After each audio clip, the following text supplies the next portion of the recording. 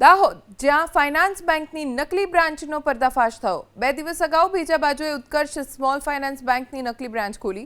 રથયાત્રામાં દાન આપવાના બહાને ઝવેરી પાસેથી 28.60 લાખની કિંમતના 200 ગ્રામના સોનાના બિસ્કિટ લઈને ઠગ ટોળકી ફરાર થઈ ગઈ।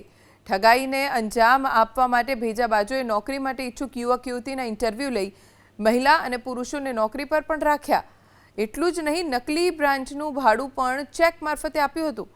નકલી બ્રાન્ચ ખોલીને ભેજા બાજુએ વેપારી સાથે 28.60 લાખની છેતરપિંડી કરી। હાલ તો એ ડિવિઝન પોલીસે 2 લોકો વિરુદ્ધ ગુનો નોંધી તપાસ હાથ ધરી છે। ભોગ બનનાર વ્યક્તિ છે જ્વેલર્સના માલિક ઓનર, એમની પાસે એક આરોપી વ્યક્તિ પરમ દિવસે એટલે કે બનાવ બન્યાને 1 દિવસ પહેલા 15 તારીખે આવે છે અને એમની પાસેથી રથયાત્રામાં કે કોઈ ધાર્મિક કામ માટે પૈસા દાનમાં આપવાના છે, સોનું દાનમાં આપવાનું છે એવું કહી અને સોનું ખરીદવાની વાતચીત કરે છે। ભાવતાલ નક્કી થાય છે અને ત્યારબાદ એમનો ટેલિફોનિક કોન્ટેક્ટ થાય છે અને એમને એવું કહેવામાં આવે છે કે તમે મારી ઓફિસ આવી છે જે ગોધરા રોડ ઉપર એક બિલ્ડિંગમાં આવેલી છે, ત્યાં આવીને મને આપી જજો ડિલિવરી, હું તમને ત્યાં એનું પેમેન્ટ છે એ યોગ્ય રીતે ચૂકવી દઈશ।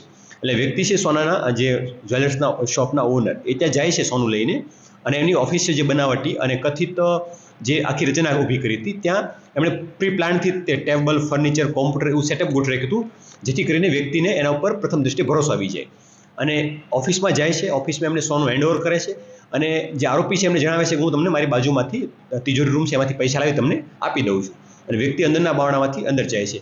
પરંતુ આ જે ઓફિસ છે એ પ્રી પ્લાન ડિઝાઇન કરેલી હતી કે જેમાં એ ઓફિસ જે તિજોરી રૂમનો દરવાજો હતો, કથિત તિજોરી રૂમ, એ દરવાજો ઓલરેડી બહારથી ખુલતો હતો અન્ય જગ્યાએથી, એટલે વ્યક્તિ અંદર જઈ અને વાતચીતમાં ઉલઝાવી રાખીને પાછલા દરવાજાથી નીકળી જાય છે। આમ સોનું છે એ લઈ લે છે 200 ગ્રામ જેટલું અને વ્યક્તિ પૈસા આપ્યા વગર નીકળી જાય છે। આ અન્વયે 2 જેટલા લોકો હોય એવું પ્રથમ દૃષ્ટિએ લાગી આવે છે પોલીસને।